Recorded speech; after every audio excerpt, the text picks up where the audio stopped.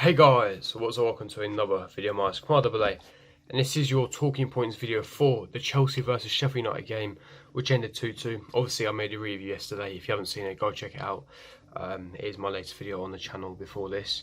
But yeah, obviously I've had a day to sleep on it, consolidate on it, and kind of have an objective view on the game, going through analysing. I've watched the game again, I've gone through the main highlights, understood there's reasons why we didn't get the 3 points yesterday. It's still astonishing to be 2-0 up and could fold and capitulate the way we did. But the three talking points I will be mentioning is, why do we fold and capitulate in the second halves? Why is it, and not just this season, but we had it under Sarri as well, why is it that we always have a completely different second half and we gift the team goals, opposition team goals, opportunities, and we throw the game away in second half? Why is it? I'll be giving my thoughts, opinions. Your answer will be revealed in this video. Second talking point, why Kurt Zouma is underrated and why we need to give him time. And the third talking point is why we need Reece James back as soon as possible, why Azpi is the weakest link in the team. But before I do get into it, make sure you smash that like button, subscribe to my channel. If you're not on here, make sure you hit the bell notification so you're notified for every time I do upload. Comment down below your thoughts, opinions. Do you agree with my talking points? Do you disagree with me? Good to interact. Comment down below.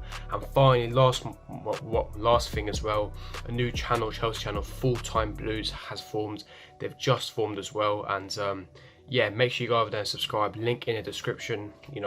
It's good to go support them, hit the subscribe button. Up and coming Chelsea channel. So yeah, without further ado, let's get straight into it. Now the first talking point, of course, is the second half syndrome, as the Chelsea fans on social media call it. And it's not just yesterday that's having an issue. Many of you know that it's a recurring issue. We had it last season. I mean, the latest one before yesterday was the Super Cup. We were 1-0 up, we were dictating and controlling the game, and 30 seconds from the get-go, Mane scores, and you're thinking, why have we allowed this to happen? Yesterday, I literally at half-time went to the bar in Chelsea, in the Chelsea ground. I got off my seat at half-time. I was slightly late. I went to get a hot dog because I was starving. I literally just bought the hot dog, and Sheffield score. I missed the goal, and I run back to my seat, and I look at the replay, and I'm thinking, how have we managed? Why is it every single time that we fold a capitulate, that we concede within the first 10 minutes, in this case 30 seconds within the start of the second half last season under Sarri? Everton away from home, Watford away from home. I mean, that's just a few examples. It was countless times where the start of the second half capitulate after controlling the game, throwing all that good work away in this first half. And after thinking about it for so long, it comes down to many factors, many reasons, and it's not just down to one factor. Number one, it could be a mentality issue. Is it that the players become complacent? Is it a fitness issue? They come out tired? But then again, it shouldn't be a fitness issue. How are we more tired than Sheffield United? It shouldn't be the case. We've both had a week's rest. We've both just started the season. If anything, we have a bigger squad. So if they do get tired, we have players that come off the bench with the same amount of quality. So it shouldn't be a fitness issue. So therefore, is it a mentality issue? Is it where they're too complacent? Is it the instructions? Is it tactical instructions? Or simply the main reason, which is my opinion, is the weakest link. Now, for the prime example, yesterday, Sheffield United in the first half were attacking mainly on down our left-hand sides. Emerson, where Emerson wasn't. They weren't getting much joy because Emerson is far more superior defensively than Azpilicueta. He's quicker, he's younger, he's fresher, he's a better fullback, attacking-wise as well, bombing forward, linking up, etc. Because he's a top fullback, Sheffield United weren't getting much joy. But when they switched it up at half-time, they realised Chris Wilder, he was proactive. He realised Azpilicueta, he's lost the legs. He hasn't got the pace to recover. He hasn't got the pace to tackle. His 1v1 defending has declined massively recently. And you could see he told his players to attack down our right-hand side continuously. They got past Azpi. They found loads of joy. And within 30 seconds, they scored immediately. And I'm thinking, wow. Honestly, wow. And this is why it will lead me on to my next talking point regarding Reece James. But carrying on to this thing, is what I'm saying, there's many factors as to why. Azpilicueta being a weak link down the right hand side is one of the main reasons why we conceded so early in the second half, because the manager saw this issue, he corrected it and addressed it, and it's every single time against other teams. The reason why we fold or capitulate, because the opposition managers, they work out tactically what they have to do in the second half. When they address it and when they score an early goal, our heads drop, our mentalities drop, and we invite them back into the game, and it's done and dusted. So in my opinion, it's many factors. It's the fact that they recognise our weak link. As soon as they recognise our weak link, they get that goal back, they switch the momentum, our heads drop, our mentalities drop because we have weaker mentalities, and then they score an equaliser or they go on to win the game, and we fold and capitulate every single fucking time.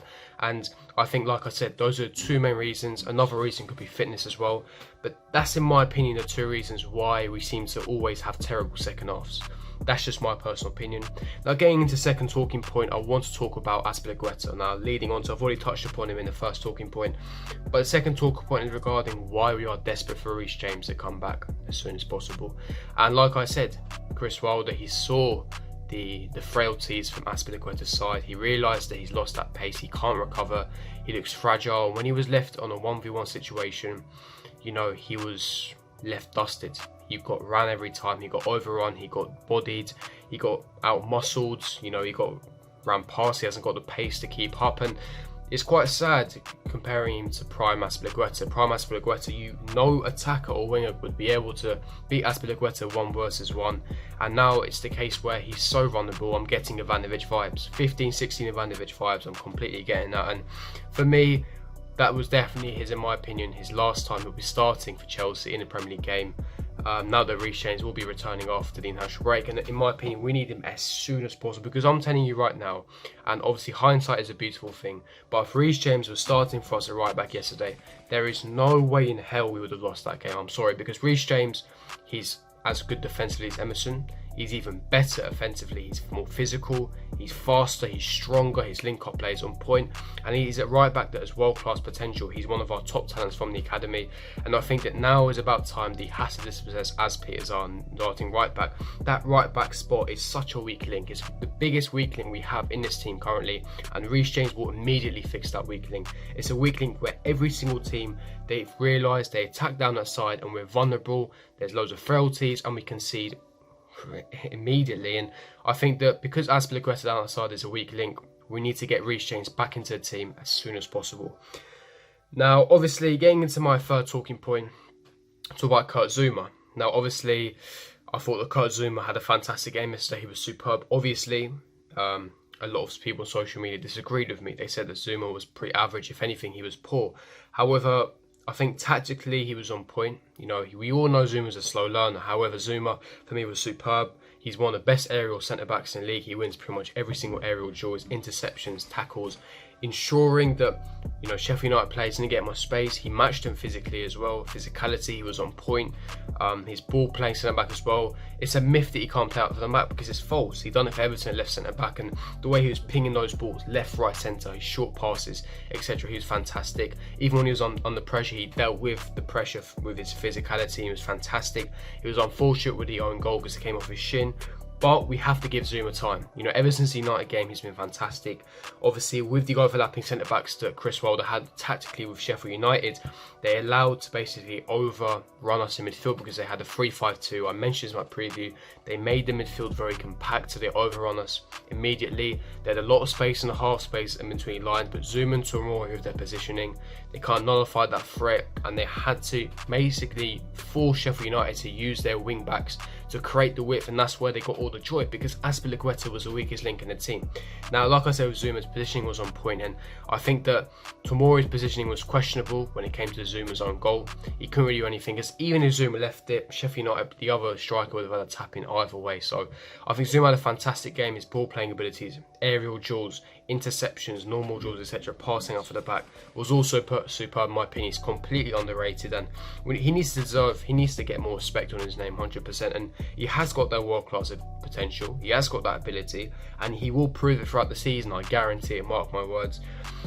But yeah, that's going to end the free talking points video. If you did enjoy this video, don't forget to smash that like button, subscribe to my channel if you're not on here. Make sure you comment down below your thoughts and opinions, hit the bell notification so you're notified for every time I do upload, and don't forget to subscribe to Full Time Blues, a new Chelsea channel. Link will be in the description, so go check them out. New video out for them tomorrow, and make sure you hit the subscribe button for them as well. But yeah, make sure you follow me on Twitter, Kamal_AA_, my Instagram, Kamal __AA. But yeah, I'm gonna wrap up there, and I'll see you guys for my next video. Peace.